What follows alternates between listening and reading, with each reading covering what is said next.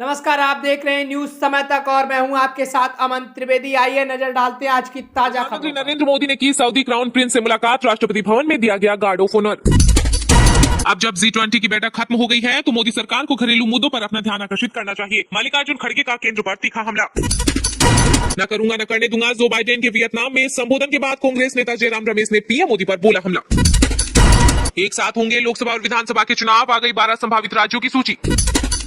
पश्चिम बंगाल में बीजेपी के सीनियर नेता दिलीप घोष बोले, इंडिया का नाम बदलकर रखा जाएगा भारत, विरोध करने वाले छोड़ सकते हैं देश। लोकसभा चुनाव में बीजेपी और जेडीएस साथ मिलकर लड़ेंगे चुनाव, पूर्व पीएम और पार्टी प्रमुख एचडी देवगौड़ा ने की पुष्टि। प्रधानमंत्री नरेंद्र मोदी के जन्म पर केंद्र सरकार का बड़ा तोहफा, 17 सितंबर को शुरू होगा आयुष्मान भव। नई दिल्ली घोषणा पत्र, देश की बड़ी कूटनीतिक जीत। G20 पर कांग्रेस नेता शशि थरूर ने की मोदी सरकार की तारीफ। प्रधानमंत्री नरेंद्र मोदी के जन्मदिन को सेवा पखवाड़े के तौर पर मनाएगी बीजेपी। G20 समिट में भारत, सऊदी अरब, यूरोप कॉरिडोर समझौते से घबराया पाकिस्तान, अपनी ही सरकार को कोस रही आवाम। इंडिया की समन्वय समिति की बैठक से पहले बोले लालू यादव, कहा दूल्हा गठबंधन में से ही कोई एक होगा। क्राउन प्रिंस मोहम्मद बिन सलमान अल सऊदी संग द्विपक्षीय वार्ता के बाद बोले पीएम मोदी, कहा भारत के लिए सऊदी अरब अहम। पूर्व मुख्यमंत्री चंद्रबाबू नायडू की गिरफ्तारी पर मचा बवाल, टीडीपी ने आंध्र प्रदेश में किया बंद का आह्वान। महाराष्ट्र में मराठा आरक्षण को लेकर ठाणे बंद का ऐलान, सिंध सरकार ने बुलाई सर्वदलीय बैठक। अंतरिक्ष में सुपर पावर बनेगा भारत, 2030 तक स्पेस स्टेशन लॉन्च करेगा इसरो। मध्य प्रदेश के सीएम शिवराज सिंह चौहान के लिए बुरी खबर, आरएसएस के पूर्व प्रचारकों ने बनाया राजनीतिक दल, बड़ी बीजेपी की बेचैनी। राजस्थान विधानसभा चुनाव से पहले कांग्रेस को लगा बड़ा झटका, ज्योति मिर्धा ने थामा बीजेपी का दामन। G20 समिट से लौटते ही एक्शन में बिहार के सीएम नीतीश कुमार, समय से पहले चुनाव की आशंका के बीच बुलाई जेडीयू पदाधिकारियों की बैठक। सनातन पर बवाल के बाद अब उदयनिधि स्टालिन का नया बयान, बीजेपी को बताया जहरीला सांप। विश्व हिंदू परिषद के 60 साल हुए पूरे, फारसा तलवार के साथ नागपुर में निकली शोभा यात्रा। भारत और सऊदी अरब के गहरे संबंध, बोले केंद्रीय पेट्रोलियम मंत्री हरदीप पुरी। G20 डिनर में ममता बनर्जी के शामिल होने पर कांग्रेस नेता अधीर रंजन चौधरी हुए हैरान, पूछा आपके जाने की वजह क्या थी। राम मंदिर के उद्घाटन के बाद बन सकते हैं गोधरा जैसे हालात, महाराष्ट्र के पूर्व सीएम उद्धव ठाकरे के इस बयान पर सपा नेता अब्बू आजमी बोले, कुछ ऐसा हो सकता है। मध्य प्रदेश में चुनाव से पहले नेताओं की मची भगदड़, कईयों ने थामा कांग्रेस का हाथ, बीजेपी बोली हमारे पास भी लंबी लिस्ट। यूपी में सपा प्रमुख अखिलेश यादव ने घोसी उपचुनाव को G20 से जोड़ा, डिप्टी सीएम केशव प्रसाद मौर्य बोले, इतना अहंकार जरूरी नहीं। सूर्य पर निर्भरता होगी खत्म, अब चांद पर भी कभी नहीं होगी रात, वैज्ञानिकों ने खोज लिया उपाय। लोकसभा चुनाव से पहले हेमंत बिस्वा शर्मा का बड़ा दावा, बताया पूर्वोत्तर में 25 में से 22 सीटें जीतेगी बीजेपी। बाल विवाह पर शक हुए असम सीएम हेमंत बिस्वा शर्मा, कहा अगले 10 दिन में गिरफ्तार होंगे 3000 आरोपी। कांग्रेस नेता नाना पटोले का नया दावा, कहा संसद के विशेष सत्र में हो सकता है राज्यों का बंटवारा।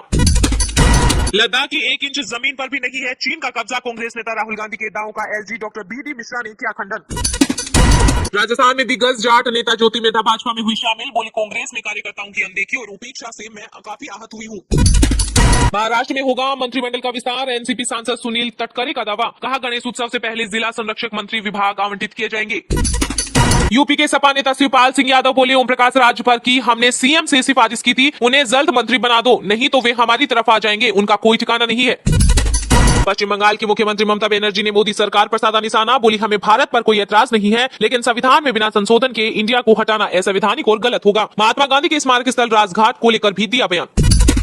राम मंदिर पर उद्धव ठाकरे के बयान से मचा सियासी संग्राम, बीजेपी बोली कुछ लोग सत्ता के लालच में अपनी विचारधारा भूल गए हैं। गुजरात के अहमदाबाद को मिल गया नया मेयर, बोर्ड मीटिंग में ध्वनि मत से चुनी गई बीजेपी की प्रतिभा जैन। मध्य प्रदेश में कांग्रेस विधायक विपिन वानखेड़े हिरासत में, जन आशीर्वाद यात्रा को काले झंडे दिखाने की दी थी धमकी। Olympic gold medallist Neeraj Chopra ने G20 के सफल आयोजन के लिए पीएम मोदी को दी बधाई। विधानसभा सीटों के बंटवारे को लेकर कांग्रेस से तकरार के बीच आम आदमी पार्टी ने छत्तीसगढ़ और मध्य प्रदेश में उम्मीदवारों की पहली सूची की जारी। G20 की तारीफ के बाद आया शेरबा अमिताभ कांत का रिएक्शन, तो शशि थरूर बोले, वो जो उपदेश देते हैं उनका अभ्यास अपने बोझ से करवाएं। इंडिया गठबंधन में फिर लूट, G20 डिनर में ममता बनर्जी के शामिल होने से भड़की कांग्रेस, टीएमसी ने किया पलटवार। पूरी दुनिया ने देखी भारत की ताकत, G20 के सफल आयोजन पर बोले यूपी के डिप्टी सीएम ब्रजेश पाठक। छत्तीसगढ़ चुनाव को लेकर कांग्रेस की कमेटियों का ऐलान, कोर कमेटी में सीएम और डिप्टी सीएम का नाम। सीएम ममता बनर्जी ने बंगाल कैबिनेट में किया बड़ा बदलाव, बाबुल सुप्रियो समेत 6 मंत्रियों के बदले विभाग। दिल्ली यूपी बिहार में झमाझम बारिश, रेल लाइन धंसी, भूस्खलन से बद्रीनाथ हाईवे बंद, 21 राज्यों में अलर्ट। 4 दिन नहीं 50 करोड़ के क्लब में शामिल हुई फिल्म जवान बनी वीकेंड पर इतनी ज्यादा कमाई करने वाली पहली फिल्म। इंडिगो फ्लाइट में फिर महिला से छेड़छाड़, अब मुंबई से गुवाहाटी जा रहे विमान में किया गया यौन उत्पीड़न, FIR दर्ज। वाराणसी पहुंचे मॉरिशस के PM प्रविंद जुगनाथ, गंगा में विसर्जित की ससुर की अस्थियां। बिहार के राजद प्रमुख लालू यादव ने बाबा वैद्यनाथ धाम में लगाई हाजिरी, पत्नी राबड़ी देवी के साथ की पूजा अर्चना। धान खरीद में बायोमेट्रिक सिस्टम की अनिवार्यता पर रोक के लिए छत्तीसगढ़ सरकार ने केंद्र को लिखा पत्र, बताई किसानों को धान बेचने में काफी परेशानी। पंजाब में शिरोमणि अकाली दल का बड़ा फैसला, 11 लोकसभा सीटों के लिए पार्टी के प्रभारियों के नाम का किया गया ऐलान।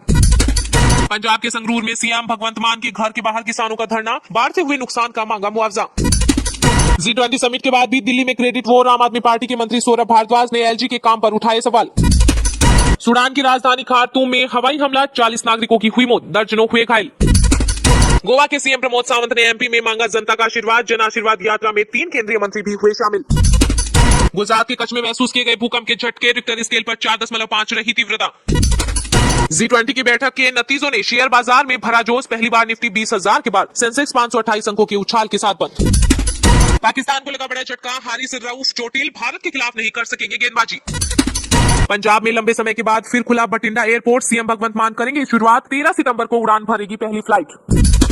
दिल्ली सरकार का बड़ा फैसला, इस साल भी दिवाली पर नहीं जलेंगे पटाखे। राजस्थान के राज्यपाल कलराज मिश्र बोले, किसानों की आय बढ़ाने के लिए विविधीकरण की महती आवश्यकता। लोकसभा चुनाव में बीजेपी और जेडीएस साथ मिलकर लड़ेंगे चुनाव, पूर्व PM और पार्टी प्रमुख HD देवगौड़ा ने की पुष्टि। कर्नाटक में जेडीएस सुप्रीमो और पूर्व प्रधानमंत्री HD देवगौड़ा ने आगामी लोकसभा चुनाव को लेकर इस बात की पुष्टि कर दी है कि बीजेपी और जेडीएस साथ मिलकर चुनाव लड़ेंगी। पहले बीजेपी नेता BS येदियुरप्पा ने इस बात की पुष्टि की थी। बेंगलुरु में एक पार्टी कार्यक्रम को संबोधित करते हुए HD देवगौड़ा ने कहा कि दोनों पार्टियों के नेताओं के बीच साथ चुनाव लड़ने पर सहमति बन गई है। उनकी पार्टी को कितनी सीट मिलेंगी, इस पर HD कुमारस्वामी और PM मोदी आपस में बातचीत कर फैसला करेंगे। देवगौड़ा ने कहा कि उन्होंने ये फैसला उनकी प्रादेशिक पार्टी के अस्तित्व को बचाने के लिए किया है। अपने भाषण में पूर्व PM ने कांग्रेस और इंडिया अलायंस को भी आड़े हाथों लिया और कहा कि वे इतने बड़े सेक्युलर नेता हैं, इसके बावजूद इनके कांग्रेस और इंडिया अलायंस के दूसरे नेताओं ने इस गठबंधन का हिस्सा बनने के लिए उन्हें संपर्क तक नहीं किया। गौरतलब है कि आगामी लोकसभा चुनाव को ध्यान में रखते हुए सभी पार्टियां सियासी समीकरण को साधने में जुटी हैं। एक तरफ इंडिया गठबंधन अपनी पूरी तैयारी में लगा है, वहीं कर्नाटक में मिली हार के बाद बीजेपी भी इस राज्य की तरफ गंभीरता से देख रही है। यही वजह है कि बीजेपी और जेडीएस कर्नाटक में गठबंधन के साथ एक नए युद्ध के लिए खुद को तैयार कर रही हैं। अब जब G20 की बैठक खत्म हो गई है, मोदी सरकार को घरेलू मुद्दों पर अपना ध्यान आकर्षित करना चाहिए। मल्लिकार्जुन खड़गे का केंद्र पर तीखा हमला। कांग्रेस अध्यक्ष मल्लिकार्जुन खड़गे ने G20 शिखर सम्मेलन खत्म होने के बाद केंद्र सरकार पर सियासी हमला बोला। उन्होंने सोशल मीडिया प्लेटफॉर्म X पर पोस्ट करते हुए कहा कि 2024 में आपकी विदाई का रास्ता जनता ने बनाना शुरू कर दिया है। कांग्रेस अध्यक्ष ने कहा कि अब जब G20 की बैठक खत्म हो गई है, मोदी सरकार को घरेलू मुद्दों पर अपना ध्यान आकर्षित करना चाहिए। इस दौरान उन्होंने बढ़ती महंगाई और बेरोजगारी का भी जिक्र किया। कांग्रेस नेता ने लिखा कि अगस्त में एक सामान्य खाने की थाली का दाम 24% बढ़ गया है। वहीं देश में बेरोजगारी दर 8% हो गई है। युवाओं का भविष्य अंधकार में है। उन्होंने सरकार पर भ्रष्टाचार का आरोप लगाते हुए कहा कि मोदी सरकार के कुशासन में भ्रष्टाचार की बाढ़ आ गई। CAG ने कई रिपोर्टों में बीजेपी की पोल खोली है। जम्मू कश्मीर में 13,000 करोड़ रुपए का जल जीवन खबर में इतना ही। तब तक के लिए देखते रहिएगा न्यूज समय तक और दीजिए यानी हमें यानी कि अमन त्रिवेदी को इजाजत। नमस्कार।